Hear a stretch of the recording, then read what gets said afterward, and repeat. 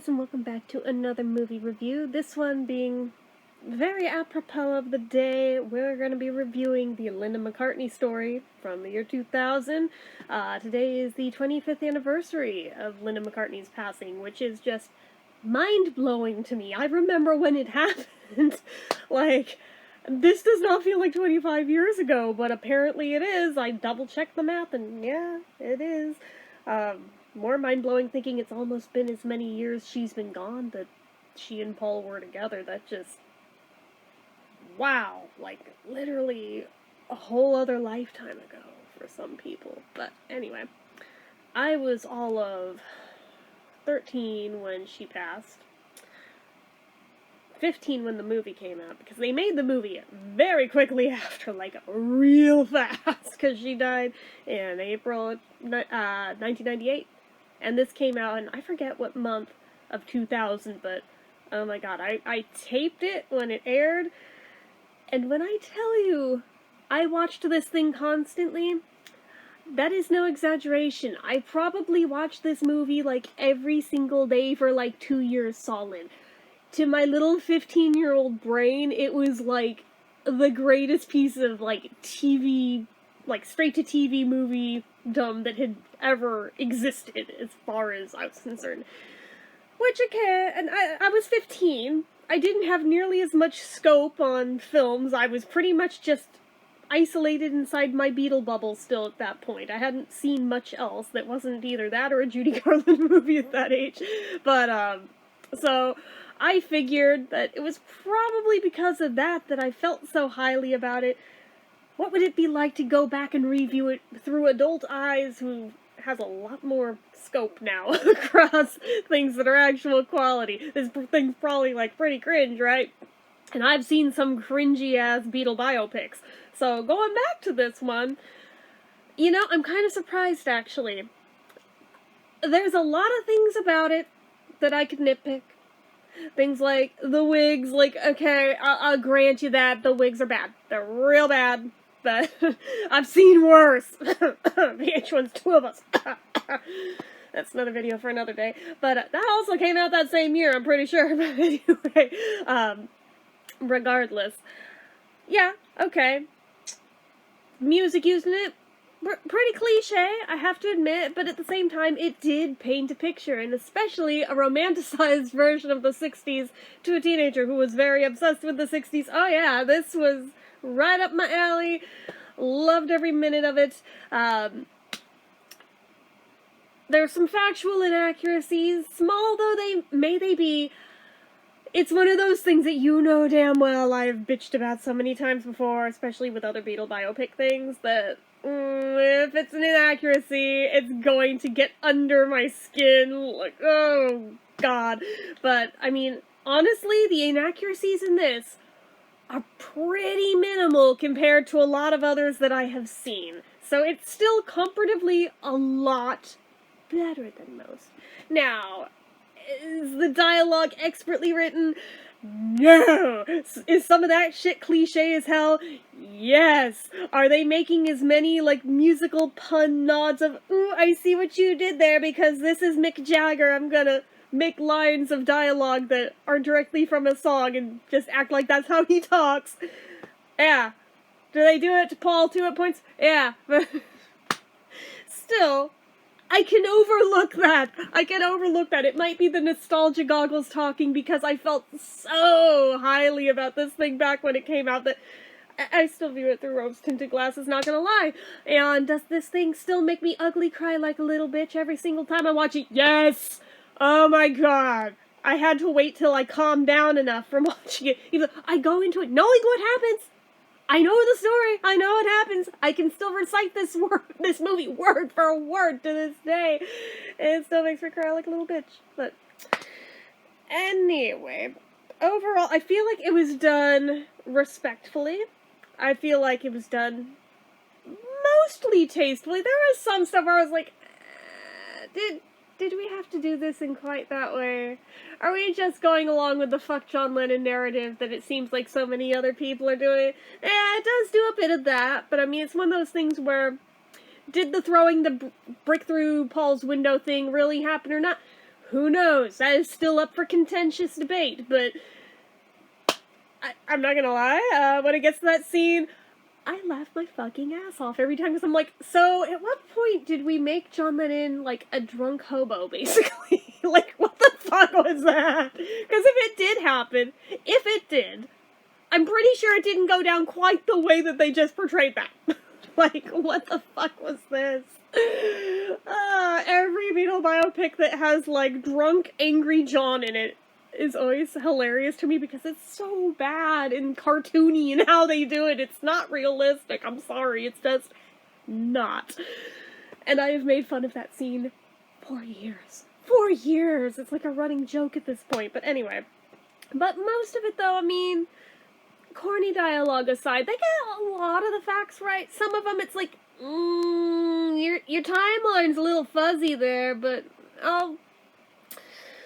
I'll look the other way and pretend that you didn't F that up, but you're otherwise right. But, I mean, you gotta remember, this is also based off of Danny Field's book about Linda that also came out around the same time as this. So, man had an agenda. He wanted to sell his book. He wanted to drum up attention for it. He definitely is inserted as a character in this movie. Yeah. It's a thing. Has an agenda. And yet, I still love this fucking thing. Although, one other thing that made me laugh my ass off watching it now as an adult that I didn't catch back then. Just in case you have not caught it either. Go back and watch the rock show scene. That is not an actual song they are playing. It is like generic chords that are like vaguely McCartney-esque with yeah, woo! It's like, and it still somehow ends up sounding like it could be a McCartney song. Can you pinpoint which one? No, because it's not really one, but does it sound generic enough to actually be one? Yeah! And I'm like, all the times I watch, I never caught that till today, and I about pissed myself laughing over that. That is like my new favorite thing now. I am working on making like a little snippet of just that scene so I can use it as a meme on Twitter. But anyway, that aside, I do like the way that they approached most of it though. And I liked the emphasis on Arizona throughout it and everything. Is the pacing on this thing fucked? Yes, but it's a for TV movie. How long could they realistically make it? Could they have gotten a lot more things in there? Sure, if they had more time to work with. But a for TV movie, and especially one that just reeks of like 90s TV biopic, which is like its own special, specific genre that just, you had to be there. But if you were, you know exactly what I'm talking about, because there were so many of them, and they all felt like they were made by the same person, basically. Tell me I'm not. But like, come on. You know exactly what I mean. Think about the Sonny and Cher one, the Lucy one, the Munsters one, the Three Stooges one. There were so many back to back that all came out right around that same time. They all have that same vibe. Oh, the Beach Boys one. Let us not forget the Beach Boys one. Yeah, just, bro. But this one, though, I don't care. I freaking loved this thing so damn much. It inspired so many fanfics from me that I wrote that were based probably more off of this TV movie than off of reality, but you know, I don't care. I still love it. I still love it so much, I'm still gonna give it like 4 stars out of 5. Because I love it that much. I don't care. You can fight me on this one. You can argue me on this one. You will not change my mind. You will not sway my opinion. I still love this damn thing. I still love it. I probably shouldn't. But I do. Does it feel as cheesy, like, generic, trying to be the 60s and kind of failing at it in the same way that Austin Powers does? Yes, but you know what? Austin Powers was also my life at that point in time, so this, for me, chef's kiss. I'm sorry. This is like catnip for me. Like, I don't care. So, I don't know. It's one of those things where you can go into it from a few places. You can go into it viewing it from a TV biopic, just angle, and knowing that it's still better than a lot of the shit that was coming out around the same time, and it's a whole lot better than most Beatle biopics are. You can view it from that angle.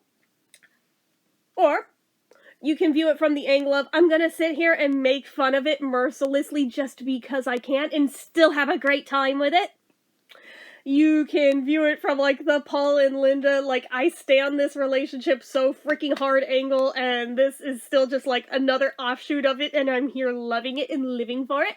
There's, like, a bunch of angles you can view this from where you'll still enjoy this. Honestly. Honestly. And if it doesn't sound like anything that would interest you, then just don't watch it. There you go. There you go. I'm just saying that there is definitely an audience for everything. And apparently I was like their perfect demographic for this one. So, anyway. That's about it. So, anywho. Felt like a good day to review it. Felt like a good day to revisit that one for the first time in I don't know how many years. But anyways, I used to watch it like every damn day. Sometimes multiple times a day. Then it got to where maybe a few times a year. Then it was like, each year on, like, her birthday and her death day. Then it was, like, just on the death day. And at this point, it's gotten spaced out to where it's like, I don't remember the last time. Cool. I don't remember the last time that I watched it till today, but it was overdue. And I still love this thing. I don't know. It feels like one of those things that I probably should have outgrown. Probably. But I never did. I still unironically love this thing. Unlike Two of Us, which I watched that one just to make fun of it, start to end, but that's another story for another day. So anyway, that's it for this one. I'm gonna go. So anyways, you guys know what to do. If you like this video, go ahead and give it a like. If you're not already and you'd like to be, click subscribe. Hit that notification bell icon so you never miss an upload. Leave comments down below. Make sure you're following my social media accounts, my Facebook fan page, my Twitter, my Instagram, my eBay, my Reddit, everything and more is all down below. And if you like what I do here on this channel and you'd like to help support it, the donation link, as always, is down in the description. Anyway, guys, until next time, see ya.